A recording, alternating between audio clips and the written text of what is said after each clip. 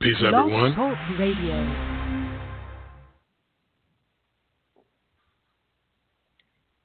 Peace, everyone.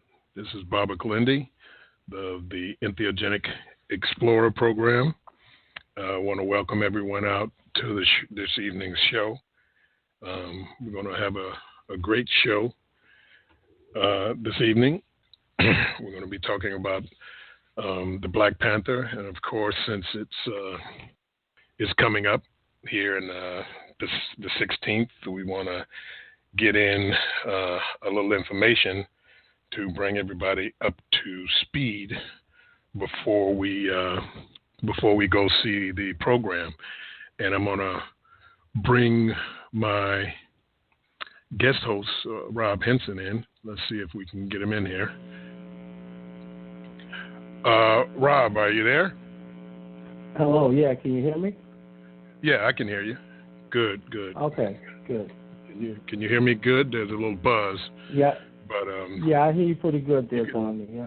You can hear pretty good. Good. Well, our guest host is here. We don't do a lot of startup playing music and things like that because we have a limited amount of time, and we want to use all the time for the information. So, Rob's here. We're ready to get started. As I said before, we're going to be talking about the Black Panther.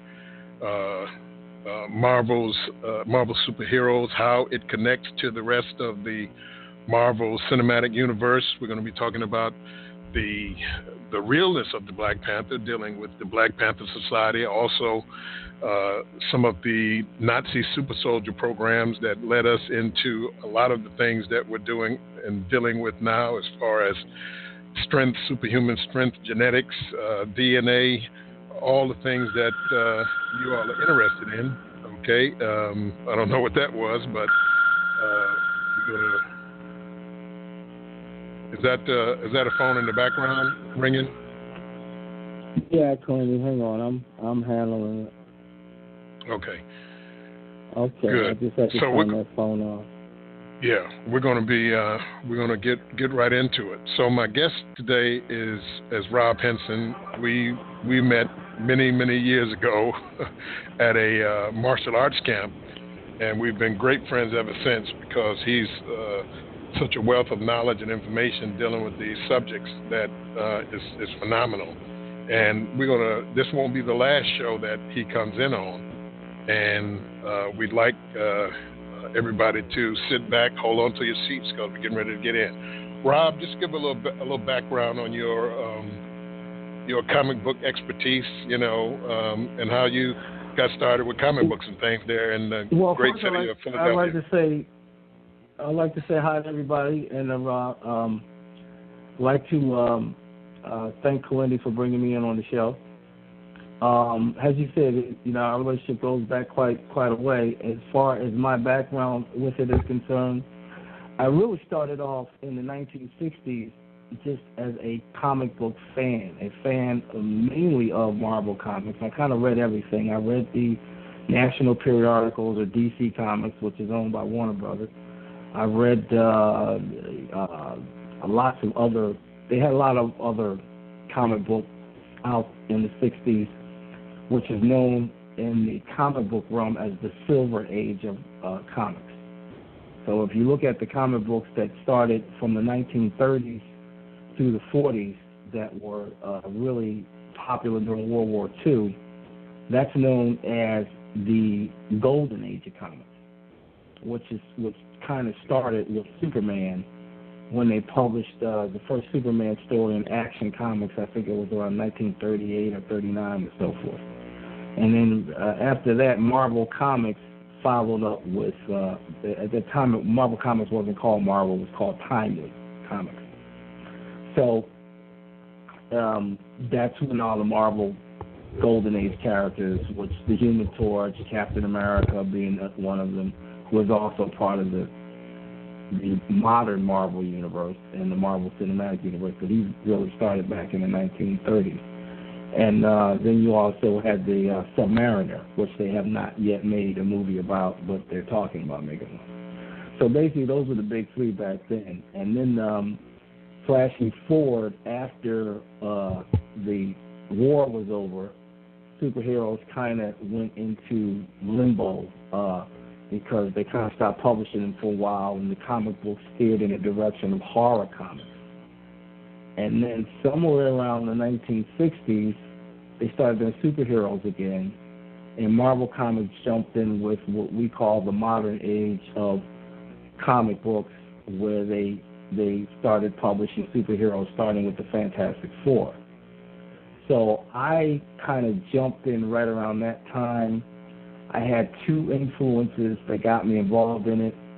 One influence, strangely enough, was my mother had a hairdresser that she would go to about once every 2 weeks or so.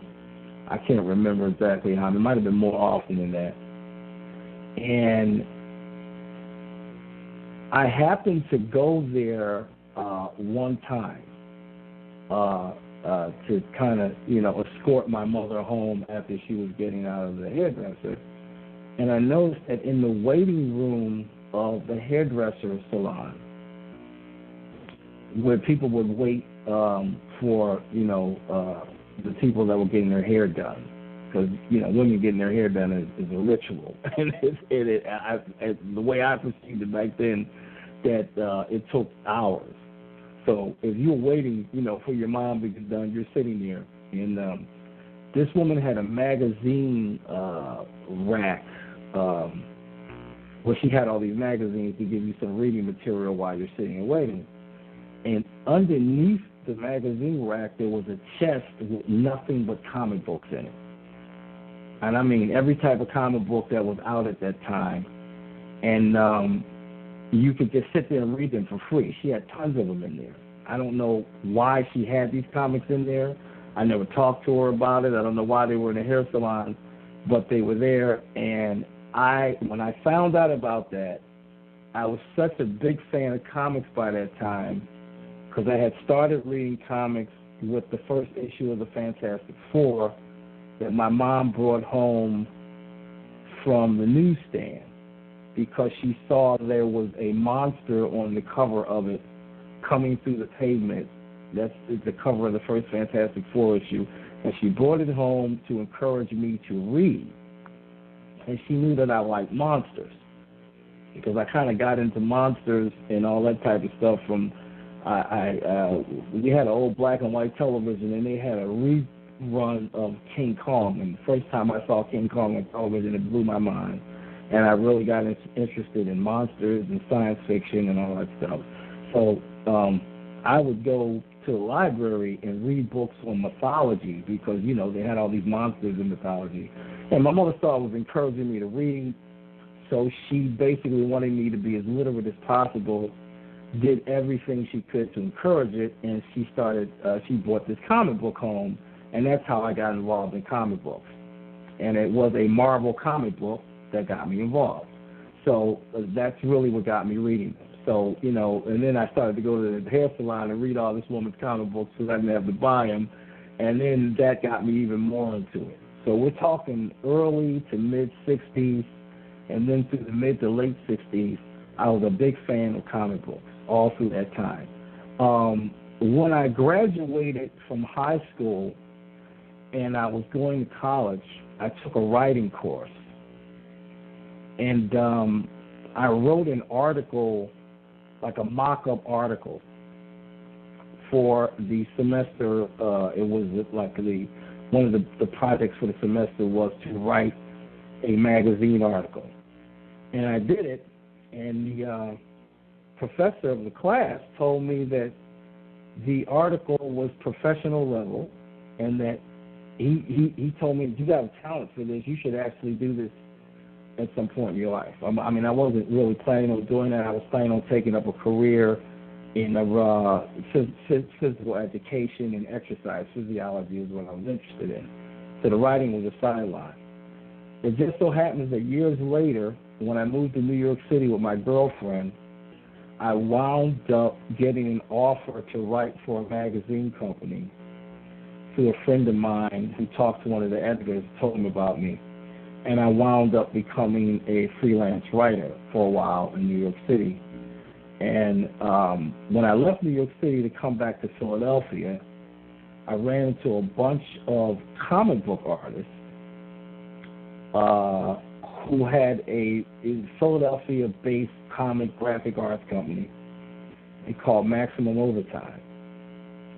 And originally, I hooked up with these guys just on a social level. I wasn't trying to get into writing comic books on any level. I was just a big fan of it. And some of these guys were professional comic book artists, but they needed a writer. They wanted to start their own little independent comic book company. And they had already been working for Marvel and DC and doing a lot of professional work for them. And some of this work is publicly known. One of the artists was one of the top artists of the 80s and 90s. And he worked for Marvel and DC. You know, his name is Mr. Paris Cohen. And he was one of the guys that was in this group. In fact, he was kind of the head of the group, more or less. And there was another guy named Martin King. There was a bunch of guys. And they kind of talked me into writing some comic book scripts or stories that they would then do the artwork for in an attempt to maybe get some independent stuff done. And I wound up getting into comic books as a writer kind of sideways through that. And I didn't do, you know, a lot of big stuff, but I did some stuff for some independent companies, and we did actually do one comic book that was supposed to be picked up by an independent comic company called Axis Comics. This was still in the 90s. And it would have probably have been, had it succeeded, it would have probably been on the same line as Milestone Comics, which was the first major black independent comic book label. But it was, well, it wasn't really independent because it was under DC Comics. They did the distribution for it. And these guys had all worked for DC Comics before they got this Milestone started. So Milestone is known as being like the first black comic book company. Well, there were a number of other independent black comic book groups / companies floating around, but none of them kind of went anywhere. And the one we were going to work for was called Axis Comics. Paris and I created a character called Marcus Arena, which was kind of a space sci-fi gladiator epic. And it got a lot of rave reviews. They mentioned it in one of the trade comic book magazines, Hero magazines. They did an article, and they talked to Paris about it. He mentioned me as the writer and whatnot, and there was some artwork from it. And so it started a little bit of a buzz. And for some reason or other, the two guys that owned the company, a guy named Todd Johnson and another guy named Larry Stroman, they had some kind of falling out or something happened that I'm not very clear on. And even though the books were heavily advertised, the company folded before they could come out, although we did get paid for doing the first issue. So the first issue did get completed. We still pretty much own the rights to it because we co-created it. And it's kind of in limbo right now. But so, you know, that was one of my experiences with comic books. I wound up doing some stuff with another artist, a guy named Sky Owens. And he did more of the independent, underground type comics. And I did some stuff with him. But in my experiences doing the convention circuit and going down to DC and going down to Marvel Comics on some projects or proposals of things they wanted done at the time, I got familiar with the comic book world in terms of how it works on the inside. And I got to talk to and meet a lot of the artists and some of the writers and some of the editors. And you kind of get this feel for the history, the inside history of it. You know, so that was kind of my experience with the whole comic book thing.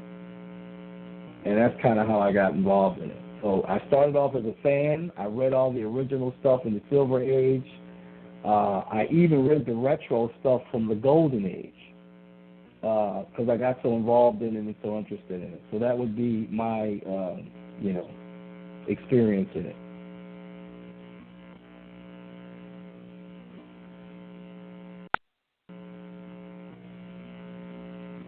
Hello?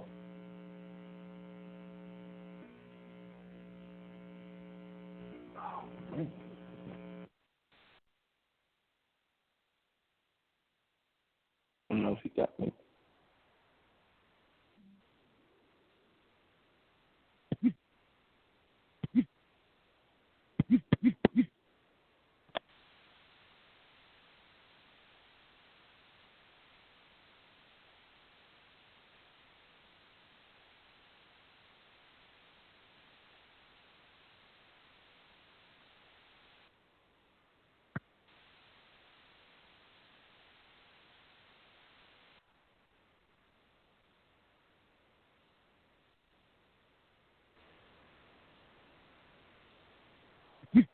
Hello?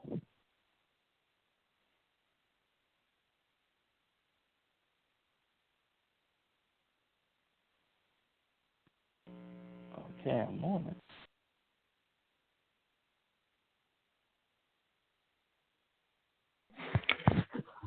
Yes, hope we're back. Waiting for.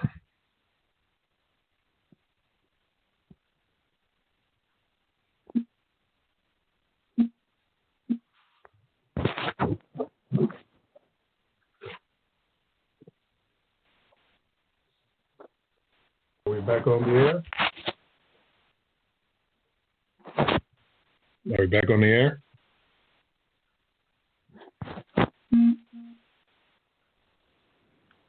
Yeah, I can hear you. Can you hear me? Yeah, I can hear you. Can you hear me?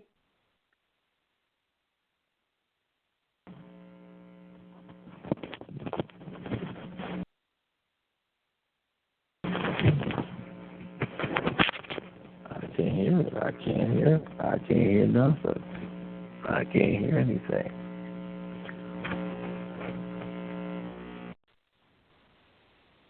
Okay.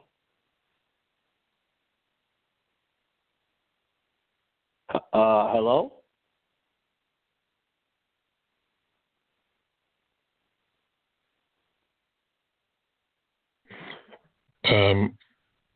Are we back on here? I don't know what the AI is raising raising its head.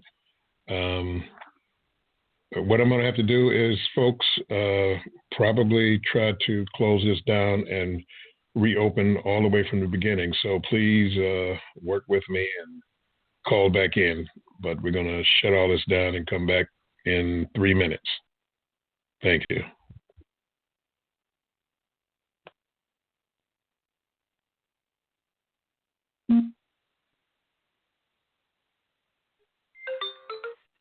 Yes. Hey, Kilindi, yeah, I could hear you, but I don't think you can hear me. I heard you just say, because you just said we're going to shut it down and start it back over again from the top. I was born here, and I was hearing you. And I pushed the 1, and it said you are now in the host queue. And I was trying to get you, but apparently you couldn't hear me. Okay. So I don't know what's going on with that. I don't either. I don't know how much. I don't know how much of that introduction they got. They got the introduction. When I spoke, then it became difficult. Okay, let me try this. We're gonna try it again. Yeah. Are you actually in the studio? Or Yes, I'm in the computer studio. Yes. Okay, let me try this. Let me try this.